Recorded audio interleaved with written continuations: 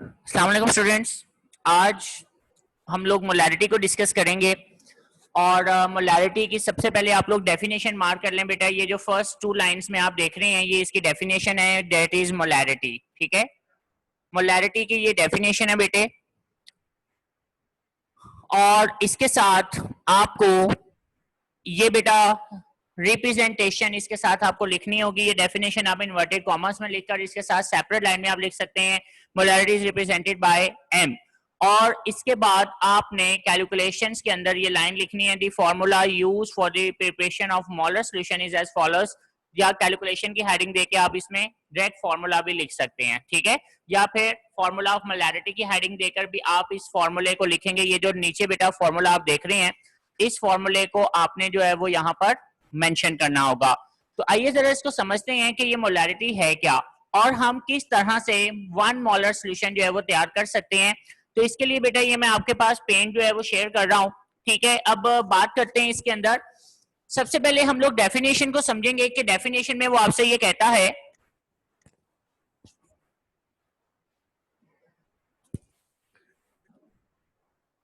Number of moles dissolved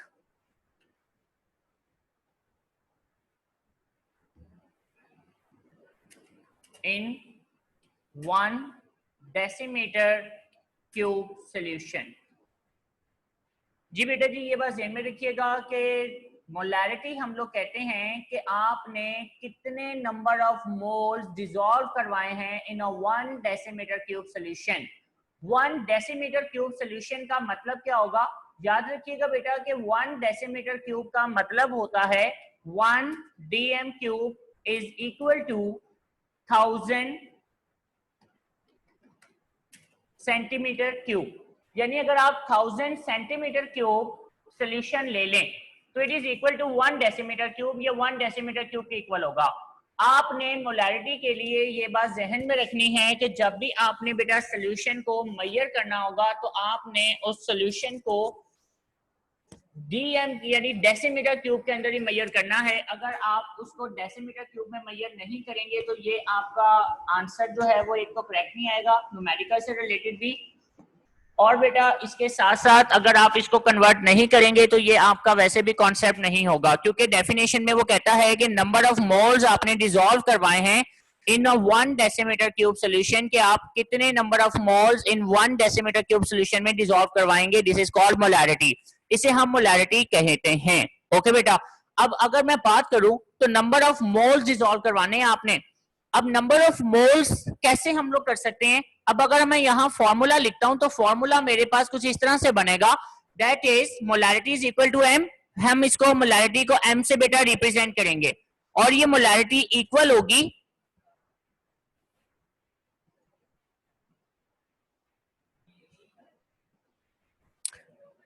ये मैं over डाल रहा हूं यहां पर, ठीक है।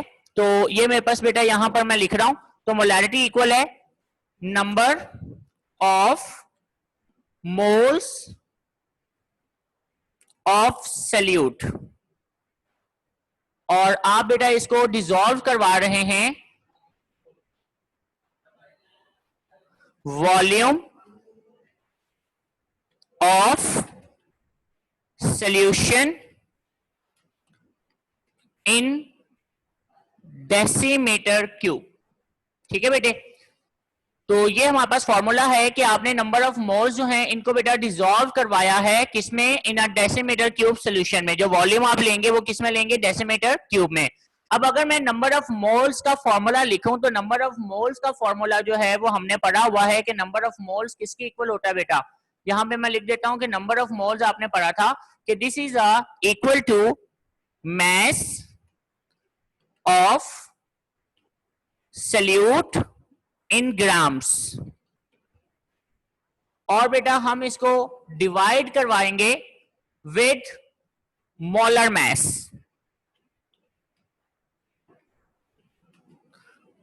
Of solute. ओके जी, तो ये बेटा नंबर ऑफ मोल्स का फॉर्मूला है। अगर हम इस नंबर ऑफ मोल्स के फॉर्मूला को यहां पर एज इट इज पुट कर दें जैसे आपकी बुक के अंदर उसने किया हुआ है, मैं बुक शेयर कर रहा हूं यहाँ पर, जैसे आप देख सकते हैं कि बेटा उसने क्या किया हुआ है, the mass of solute divided by molar mass of salute, जो के इक्वल है किसके बेटा, number of moles of solute के। अगर मैं number of moles of solute का ये फॉर्मूला यहाँ पर लिखता हूँ, ठीक है, जैसे ये फॉर्मूला लिखा हुआ है मास of solute in grams and molar mass of salute, तो बेटा याद रखिएगा मैथ का रूल होता है कि जब डिवीजन के नीचे कोई डिवीजन आ जाए ना, मतलब कि जब डिनोमिनेटर के नीचे एक और डिनोमिनेटर आ जाए तो दोनों डिनोमिनेटर की वैल्यूज आपस में मल्टीप्लाई हो जाती हैं, ठीक है, this is the rule of mathematics. तो बेटा याद रखिएगा कि जब दो वैल्यूज डिनोमिनेटर्स में आ जाती हैं, यानी एक डिनोमिनेटर के नीचे एक और डिनोमिनेटर आ जाए तो दोनों डिनोमिनेटर की वैल्यूज आपस में मल्टीप्लाई हो जाती हैं, तो इसलिए हमारे पास जो फाइनल फॉर्मूला बनेगा वो ये है, the molarity is equal to mass of solute divided by molar mass of solute multiply by volume of solution in decimeter cube। जी बेटा ये हमारे पास जो है वो इसका फॉर्मूला है, final formula that is used in numerical purpose, जिसे आप न्यूमेरिकल पर्पस के लिए इस्तेमाल करेंगे। ओके स्टूडेंट्स, अब हम लोग बात करते हैं कि आप 1 मोलर सोल्यूशन कैसे प्रिपेयर करेंगे। तो अगर यहां तक कोई कंफ्यूजन है तो यहां तक पहले क्लियर कर लें, अगर किसी का कोई क्वेश्चन है यहां तक तो।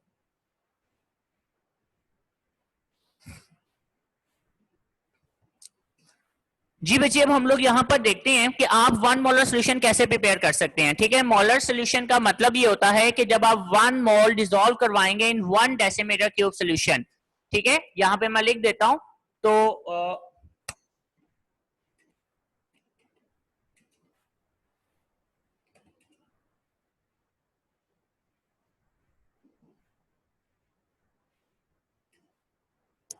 1 molar solution means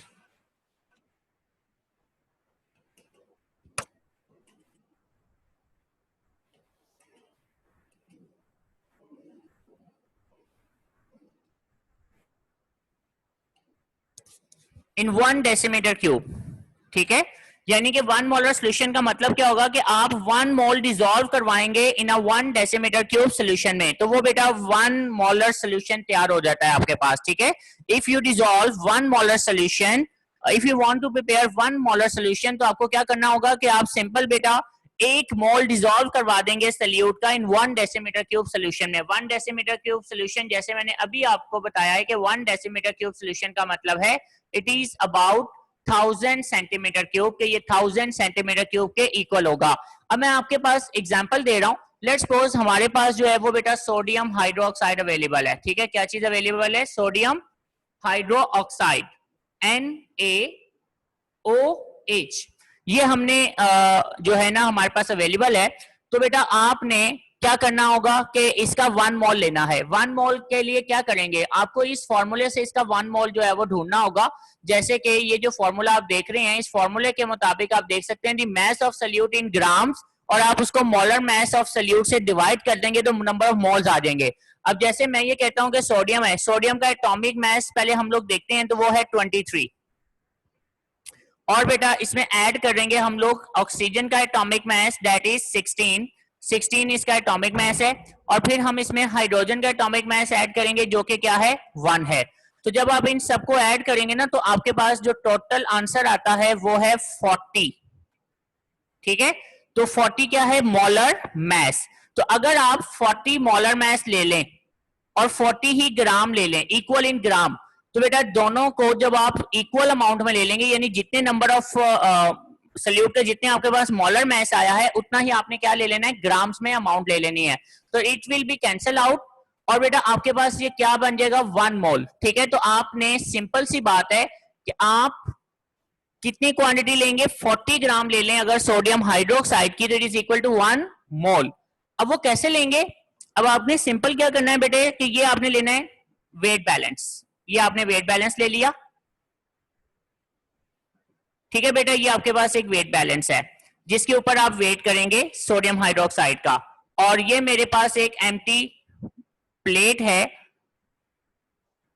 ठीक है, this is an empty plate, और आप बेटा इस एम्प्टी प्लेट को यहां पर रखेंगे, जैसे मैं यहां पर ड्रॉ कर देता हूं कि ये इसके ऊपर जो है ना वेट रखने की जगह है, और ये बेटा हमने एक एम्प्टी प्लेट जो है ना वो इसके ऊपर रख दी हुई है, ठीक है। अब इसका वेट जो है ना वो फर्स्ट कर लेते हैं 10 ग्राम इसका वेट आया हुआ है, for example it's weight is 10 gram. अब आपको इसके अंदर 40 ग्राम क्या डालना है, sodium hydroxide, that is equal to 50 gram. जो टोटल अमाउंट अब आपके यहां पर शो होनी चाहिए वो 50 ग्राम है, ठीक है। तो फर्स्ट कर लेते हैं कि ये बेटा अब आप सोडियम हाइड्रोक्साइड जो है ना इसके ऊपर डालें, ठीक है। ये आप इसके ऊपर क्या डाल रहे हैं, सोडियम हाइड्रोक्साइड। और ये सोडियम हाइड्रोक्साइड की जैसे जैसे आप क्वांटिटी इसके ऊपर लेंगे और टोटल वेट कितना आ जाए 40 ग्राम प्लस 10 ग्राम इस एम्प्टी प्लेट का, यानी 50 ग्राम वेट आ जाए, तो आपने वहीं पर रुक जाना है। अब आप इसको बेटा क्या करेंगे, एक अलहदा बीकर ले लें। ये हमने एक अलहदा बीकर ले लिया और इस बीकर के अंदर आपने क्या करना है बेटा कि ये जो 40 ग्राम आपने सोडियम हाइड्रोक्साइड लिया है ये आप इसमें डाल दें। ओके बेटे, अब आप क्या डालेंगे इसके अंदर ना, थोड़ी सी अमाउंट में आप वाटर ऐड करें। आप H2O ले लें, ठीक है। अब आपने बेटा वाटर लेना है, वाटर, और आप इसमें वाटर जो है वो ऐड कर दें। इतनी क्वांटिटी ले लें कि ये सोडियम हाइड्रोक्साइड जो है ना वो उसमें डिसॉल्व हो जाए, ठीक है बेटे। आपने इसमें वाटर डालकर इसको क्या कर लेना है, डिसॉल्व कर लेना है। लेट्स सपोज ये आपने इसमें पानी डाला थोड़ा सा और इसके बाद आपने बेटा इसको अच्छी तरह से मिक्स करके इसका एक थोड़ा सा सोल्यूशन बना लिया। इतना पानी ले लें कि इसके अंदर ये सोडियम हाइड्रोक्साइड जो है ना वो अच्छे से डिसॉल्व हो जाए, ठीक है बेटे। तो ये आपने क्या किया है कि इसको डिसॉल्व करवा लिया। अब आपने कितना सोल्यूशन करना है, 1000। तो जारी बात है जो आप मेजरिंग फ्लास्क लेंगे उसका वॉल्यूम भी कितना होगा, 1000 सेंटीमीटर क्यूब, यानी आप एक बड़ी फ्लास्क ले लेंगे जिसका वॉल्यूम 1000 सेंटीमीटर क्यूब के इक्वल होना चाहिए। आप इस सोल्यूशन को अब यहां से उठाएं और इस मेजरिंग फ्लास्क में डाल दें जो आपने सोल्यूशन बनाया है। लेट्स सपोज ये सोल्यूशन आपने इसमें डाल दिया। बाकी अब आप इसमें पानी ऐड करते चले जाओ, इतना पानी ऐड कर दो कि इसके नेक के ऊपर जो बेटा एक मार्क बना होगा जो कि प्रॉपरली परमानेंट एक मार्क होता है जहां तक आपने वाटर फिल करना है, that is exactly 1000 centimetre cube. तो जैसे आप इसको फिल कर लेंगे अप टू मार्क, तो ये बेटा कितना वॉल्यूम हो जाएगा, 1000 सेंटीमीटर क्यूब वॉल्यूम हो जाएगा। यानी आपने 1 मोल NaOH डिसॉल्व करवा दिया है इन 1 decimetre cube solution. And now this solution is called a 1 molar solution. हम इसे 1 मोलर सोल्यूशन कहेंगे। अब आपकी बुक के ऊपर आ रहा हूं मैं बेटे, जरा आप अपनी बुक के ऊपर देखिएगा। वो आपसे कहता है preparation of 1 molar solution. 1 molar solution is prepared by dissolving 1 mole molar mass of a solute in a sufficient amount of water to make the total volume of solution up to 1 decimeter cube in a measuring flask. वो क्या कह रहा है, वो ये कह रहा है कि भाई आपने 1 मोलर सोल्यूशन प्रिपेयर करना है, तो 1 मोलर सोल्यूशन को प्रिपेयर करने के लिए आपने 1 मोल डिसॉल्व कर दिया in a sufficient amount of water to make total volume of solution in 1 decimeter cube in a measuring flask. ये आपने क्या कर दिया, सोल्यूशन बना लिया। एग्जांपल वो आपको दे रहा है कि for example the 1 molar of solution of NaOH is prepared, कि आपने 1 मोलर सोल्यूशन बनाना है NaOH का। और वो कैसे बनेगा बेटे,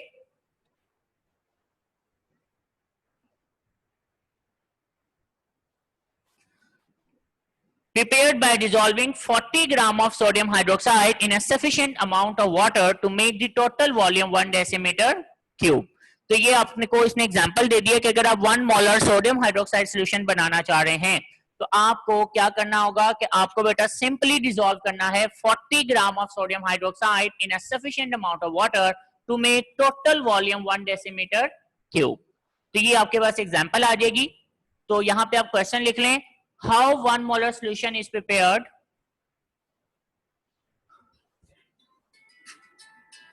अस्सलाम वालेकुम,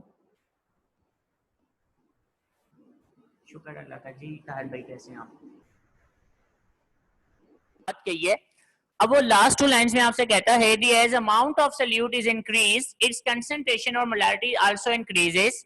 2 molar solution is more concentrated than 1 molar solution. Means कि अगर आपने 2 मोलर सोल्यूशन बनाया है और एक 1 मोलर सोल्यूशन बनाया है तो डेफिनेटली जो 2 मोलर सोल्यूशन होगा उसमें आपने डिसॉल्व किया होगा 2 मोल ऑफ सोल्यूट, ठीक है। यानी आपने उसमें 2 मोल ऑफ सोल्यूट जो है वो डिसॉल्व कर दिए होंगे। इसी तरह अगर आपके पास 1 मोलर सोल्यूशन है तो उसमें 1 मोल डिसॉल्व हुआ होगा, जैसे अगर मैं बात करता हूं सोडियम हाइड्रोक्साइड के हवाले से, तो 2 मोल का मतलब है कि you have dissolve 80 gram of sodium hydroxide in 1 decimetre cube, and 1 molar solution means कि you have dissolved 40 gram of sodium hydroxide in 1 decimeter cube. तो it is obviously कि जो 2 molar solution होगा it is more concentrated than 1 molar solution. Okay बेटे, तो ये आपका topic है और क्वेश्चन मैंने लिखवाया इसके ऊपर कि how we can prepare 1 molar solution या how 1 molar solution is prepared.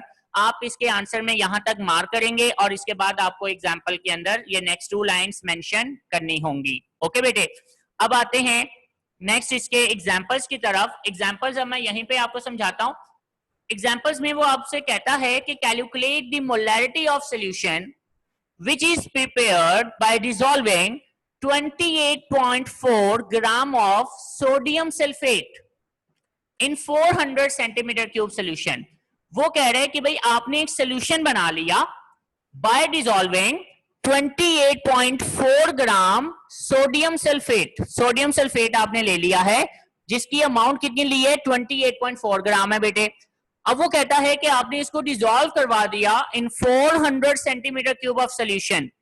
400 centimetre cube solution में एक बात ये याद रखिएगा बेटे कि जब भी आपने मोलारिटी का न्यूमेरिकल सॉल्व करना है तो ये जो आप वैल्यू हाईलाइट होते हुए देख रहे होंगे it should be change into decimetre cube. आप इसे डेसीमीटर क्यूब में चेंज करेंगे. अगर डेसीमीटर क्यूब में आपने इसको चेंज नहीं किया तो आपका न्यूमेरिकल रॉन्ग है. ये बात ध्यान में रख लो, ठीक है. फिर बता रहा हूं कि आपने क्या करना होगा कि आपने सिंपल ये जो बेटा 400 सेंटीमीटर क्यूब में वैल्यू गिवन है it should change into decimetre cube. कैसे करेंगे ये मैं अभी आपको यहां पर डाटा बनाता हूं और फिर मैं आपको इसमें एक्सप्लेन कर देता हूं. ओके और बेटा स्टूडेंट्स एक छोटी सी अनाउंसमेंट ये भी सुन लें कि जो जो पेपर्स आप लोगों के हो गए हुए हैं, ठीक है, जल्द से जल्द अपने पेपर्स जो हैं वो कंप्लीट करके ऑफिस में जमा करवा दें ताकि हम उसको टाइम पे चेक कर दें. प्लीज ये आपकी तरफ से थोड़ी सी कोऑपरेशन चाहिए, ठीक है, क्योंकि जैसे कि आप लोग जानते हैं कि आगे बेटा ईद भी आ रही है और उसकी वेकेशंस भी हैं और उस हवाले से डेफिनेटली हम भी यही चाहेंगे कि ईद से पहले पहले आप लोग अपने टाइम पे पेपर्स भेज देंगे तो हम उन्हें टाइम पे चेक करके हम भी फ्री हो जाएं. ओके बेटे, तो this is a humble request from all of you कि आप अपने पेपर्स जो हैं वो जरा टाइम पे ऑफिस में सबमिट करवा दीजिएगा. Thank you very much. Okay बेटे, आते हैं इसके डाटे के ऊपर. आज इसका एक डाटा मैं बना देता हूं, ठीक है, टाइम जरा शॉर्ट है हमारे पास.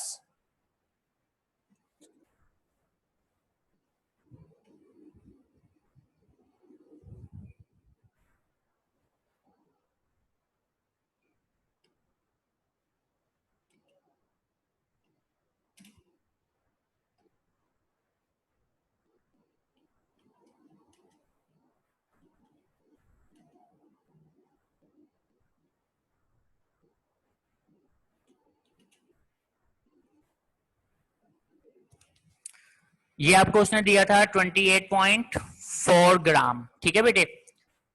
ये उसने आपको 28.4 ग्राम उसने आपको प्रोवाइड कर दिया था, जैसे कि यहां पर उसने लिखा हुआ है 28.4 ग्राम. अब वॉल्यूम उसने आपको यहां पर दे दिया हुआ है बेटे, तो वॉल्यूम भी हम यहीं पर यूज करेंगे.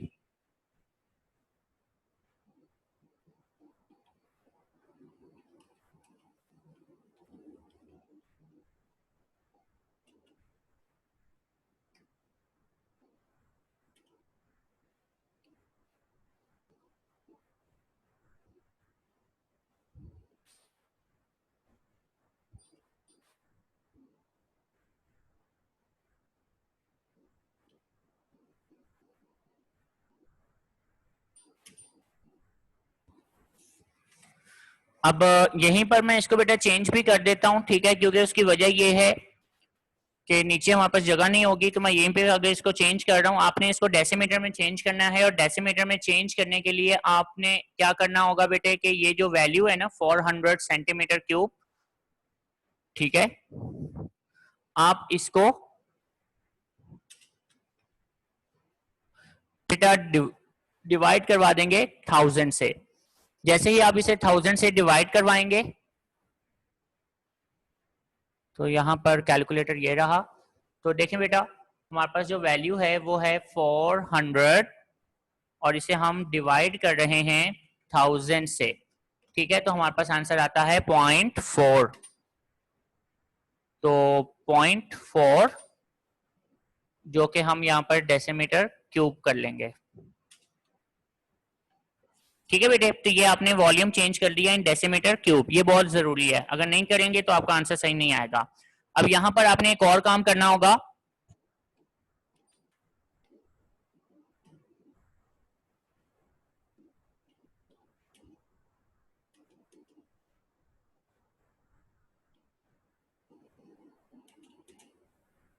आपको यहाँ पर मॉलर मैस भी लेना होगा, ठीक है। मॉलर मैस जो है वो यहीं पर आपने फाइंड आउट करना है बेटे। कैसे फाइंड आउट करेंगे, अब वो मैं आपको यहाँ पर जो है ना इस जगह पर समझा देता हूँ कि आपने इसको कैसे फाइंड आउट करना है। देखिए बेटा जी, सीधी सी बात है कि हमारे पास जो फॉर्मूला है वो है सोडियम सल्फेट, यानी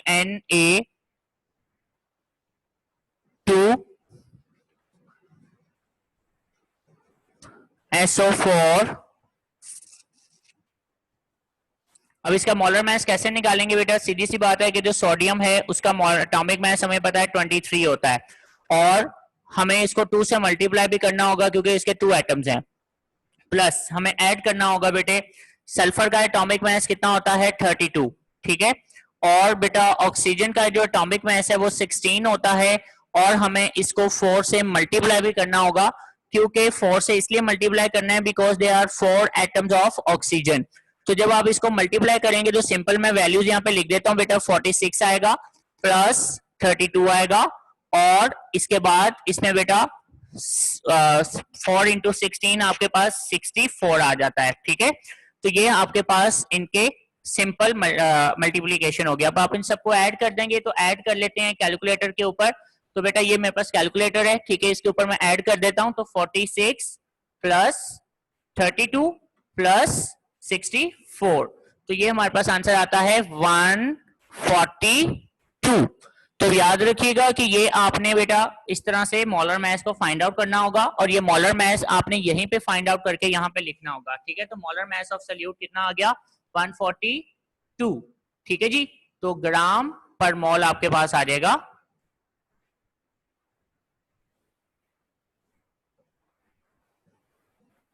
ग्राम पर मोल। ओके बेटा, तो इस तरह से आपने इसको मेंशन कर देना है। अब हमें फाइंड क्या करना है,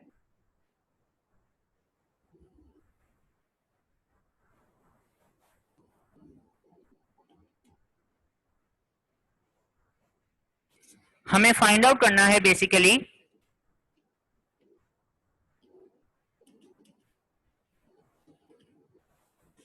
मोलैरिटी ऑफ सोल्यूशन। हमें मोलैरिटी ऑफ सोल्यूशन जो है इसको बेटा फाइंड आउट करना होगा, ठीक है। और इसको फाइंड आउट करने के लिए हमें अब यहां पर सोल्यूशन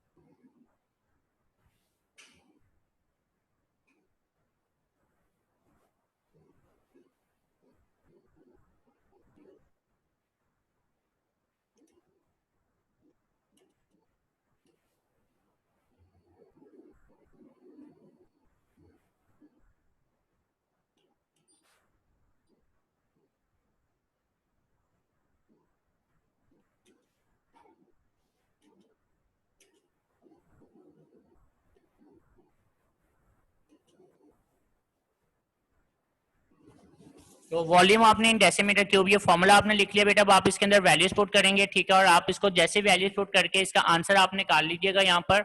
अब इसमें कोई मुश्किल चीज नहीं रह गई है, ठीक है। देखें आप यहाँ पर उसने कन्वर्जन की हुई है 400 centimetre cube divided by 1000 centimetre cube, तो आपके पास डेसीमीटर क्यूब में चेंज हो गया। अब आपके पास नंबर ऑफ मोल्स और वॉल्यूम ऑफ सोल्यूशन, ठीक है। अब उसने हमने यहाँ पर वैल्यू सारी पुट करनी होंगी। इसने बेटा इसको जरा और सिंप्लीफाई कर दिया है कि यहाँ पर उसने क्या किया हुआ है कि 28.4 जो उसका मैच था उसको उससे डिवाइड करवा दिया वो ऑलरेडी, किससे, मॉलर मैच से। लेकिन अब हमने यहाँ पर क्या करना है कि सारी वैल्यूज यहाँ पे पुट करनी होंगी, ठीक है। मैं यहाँ पर वैल्यूज पुट कर देता हूँ।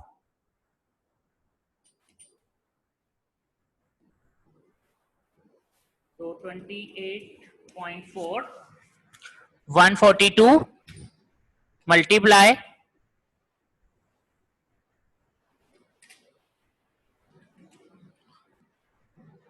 0.4। ठीक है बेटे, तो ये आप जब इस सबको सॉल्व कर लेंगे ना तो आपके पास इसका जो आंसर है ना मोलारिटी का वो आ जाएगा, and that is equal to, जो आपकी बुक में उसने दिया हुआ है आई थिंक सो, ये आपके पास एग्जैक्ट आंसर आ जाएगा 0.5 मोल पर डेसीमीटर क्यूब।